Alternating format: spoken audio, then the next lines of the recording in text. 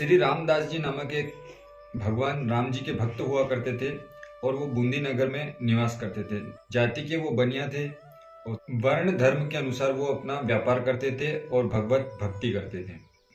अपनी पीठ पर नमक मिर्ची गुड़ आदि की गठरियां लाद कर गाँव में फेरी लगाते थे और कुछ नगद पैसे और कुछ अनाज मिल जाता था जो गुड़ और नमक मिर्ची बेचते थे उनसे। एक दिन फेरी में सब सामान बिक गया और बदले में अनाज ही विशेष मिला, यानी कि पैसे कम मात्रा में मिले उस दिन। तो अनाज की गठरी वो सिर पर रखकर अपने घर के लिए चले। वजन अधिक था अतः भार से पीड़ित थे, पर वो उस वजन को उठाकर अपने घर की ओर जा रहे थे। एक किसान का रूप रखकर भगवान श्री राम जी उनके पास आए और बोले, भगत जी, आपका दुख मुझसे देखा नहीं जा रहा। मुझे भार वहन करने का भारी अभ्यास है और मैं भी बूंदी ही जा रहा हूं, अतः आपकी गठरी में उठाकर आपके घर पहुंचा दूंगा। ऐसा कहकर भगवान ने भक्त के सिर का भार अपने ऊपर लिया और तीव्र गति से आगे बढ़े। थोड़ी ही देर में वो हमारे श्री रामदास जी की आंखों से ओझल हो गए। तब रामदास जी सोचने लगे कि मैं इन्हें पहचानता नहीं हूँ और यह भी शायद मेरा घर नहीं जानते होंगे। रामदास जी संशय में पड़ गए कि शायद अनाज लेकर ये चले गए और ये अपने मन में सोचने लगे कि जाने दो, राम करे सो होय, और राम नाम का कीर्तन करते हुए अपने घर की ओर चलने लगे।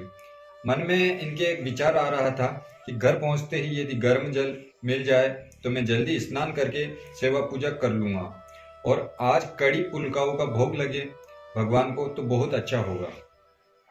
इधर जो किसान का रूप रखकर प्रभु श्री राम जी आए थे, उन्होंने इनके घर आकर गठरी पटक दी और पुकार कर कह दिया कि भगत जी आ रहे हैं, नहाने के लिए पानी गर्म कर लो और भोग के लिए आज कड़ी पुलका बना लो। उन्होंने यह कहा है।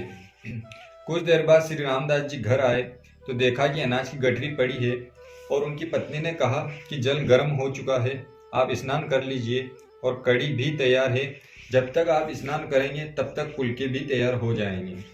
तब श्री रामदास जी ने कहा कि तुमने मेरे मन की बात कैसे जान ली?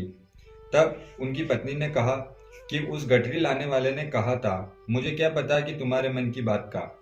अब तो श्री रामदास जी समझ गए कि आज राम जी ने भक्त वात्सल्यवश बड़ा कष्ट सहा है, यानी भगत के प्रेम के कारण बहुत ही कष्ट सहा है। ध्यान किया तो प्रभु ने प्रसन्न होकर कहा कि तुम नित्य संत सेवा के लिए इतना श्रम करते हो, मैंने तुम्हारी थोड़ी सी सहायता कर दी तो क्या बिगड़ गया। आपने अपनी पत्नी से पूछा कि तूने उस गठरी लाने वाले को देखा था क्या? तो उसने कहा कि मैं तो भीतर थी। उसके शब्द अवश्य ही मधुर थे। आपने कहा कि वे साक्षात भगवान ही थे, तभी भी उन्होंने मेरे मन की बात जान ली। श्री रामदास जी कहते हैं उनकी पत्नी से कि वह साक्षात भगवान थे, इसलिए ही उन्होंने मेरे मन की बात जान ली। वे संत सेवा से अति संतुष्ट होते हैं। अब यदि प्रेम से संत सेवा करेगी, वो अपनी पत्नी से कहते हैं कि अब यदि आप प्रेम से संत सेवा करोगी तो प्रभु पुनः दर्शन देंगे। उनकी पत्नी पछता रही थी कि मैं दर्शन नहीं कर पाई और रामदास जी पछताते थे कि मैंने प्रभु के सिर पर बोझ रख दिया, यह अनुचित किया। यह घटना हृदय में घर कर गई। तब से आप सदा भजन ध्यान में ही तत्पर रहने लगे। श्री रामदास जी संतों की सेवा उनकी रुचि के अनुसार ही करते थे। एक दिन आपके यहाँ कई संत पधारे। आपने उनसे पूछा, महाराज, आप लोग मेरे भगवान का प्रसाद पाएंगे या अलग बनाकर भोग लगाकर पाएंगे? तब सारे संतों ने कहा कि हम तो आपके भगवान का ही प्रसाद लेंगे। तब उन्होंने अपनी पत्नी से कहा, रसोई बनाई है, उस दिन ज्वार की रोटियों का भोग लगा है। तो दो संतों ने देखकर कहा कि हम तो ज्वार की रोटी नहीं खाएंगे। आपने अपनी पत्नी से पूछा, तूने ज्वार की रोटी क्यों बनाई है? तब उन पत्नी ने कहा कि नवीन अन्न प्रभु को प्रिय समझकर मैंने ज्वार की रोटी बनाई है। दूसरे कभी भगवान ने ज्वार की रोटी खाने से इनकार नहीं किया था, अतः मैंने ज्वार की रोटी बनाई है। इस पर श्री रामदास जी कहते हैं कि भगवान का भोग अनंत स्थानों में लगता है, केवल यही भोग लगता है ऐसी बात नहीं है। वे तो अपनी रुचि का भोग कहीं ना कहीं लगा ही लेते हैं, किंतु ये संत तो कृपा करके यही किंतु ये संत तो कृपा करके आज यहीं पर प्रसाद लेंगे, कहीं अन्यत्र नहीं जाएंगे, अतः संतों से पूछकर उनकी रुचि के अनुसार ही उन्हें भोग लगाकर पवाया करो। ऐसा कहकर आपने तुरंत गेहूं की रोटियां बनवाई और संतों को भोजन करवाया।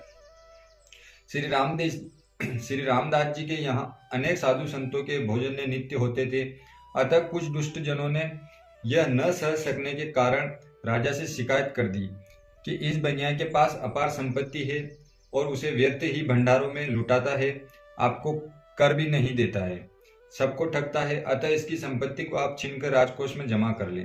राजा ने उन दुष्टों की बात मानकर सिपाही भेजे और बुलाकर कहा, तुम हमारा कर दो, अन्यथा तुम्हारी संपत्ति जब्त कर ली जाएगी।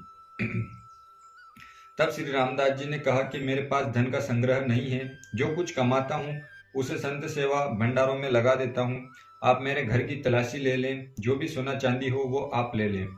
किसी ने राजा को उकसाते हुए कहा, नींबू बनिया आम ये दाबे ते रस देई। राजा ने इन्हें कारागार में बंद कर दिया और घर का संपूर्ण अन्न धन छीनने का विचार किया। श्री रामदास जी के मन में चिंता हुई। सेवा में बाधा जानकर आपने श्री लक्ष्मण लाल जी का स्मरण किया तो श्री लक्ष्मण जी ने प्रकट होकर इन्हें बंधन से मुक्त कर दिया। स्वयं कारागार में रामदास का रूप धारण कर बंद गए। पुनः इनके घर पर संत सेवा की धूम देखकर लोगों ने राजा से फिर चुगली की। राजा ने कहा, हमने तो उसे कारागार में बंद करवा दिया है, फिर वह घर पर कैसे संत सेवा कर रहा है। तब राजा ने सिपाहियों से कारागार में जाकर देखने को कहा तो वहां रामदास जी बंद थे।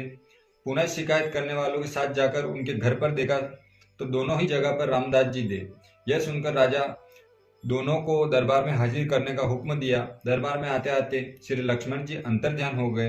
रहस्य जानकर राजा आपके चरणों में पड़ गया, अपराध क्षमा के लिए विनती करने लगा। आजीवन आपने संत सेवा व्रत निभाया। आपसे प्रेरणा प्राप्त करके राजा प्रजा सभी ने भगवंत सेवा का नियम लिया। तो मित्रों, ऐसे थे हमारे बूंदी नगर के निवासी श्री रामदास जी नामक भक्तजन। तो मित्रों ऐसे थे हमारे बूंदी नगर के निवासी श्री रामदास जी, जो श्री राम जी के इतने प्रिय भक्त थे कि जिनका भार ढोने के लिए प्रभु प्रकट हुए। आज हमने उनकी इस पावन चरित्र को श्रवण किया। मिलते हैं किसी और भक्त के पावन चरित्र के साथ।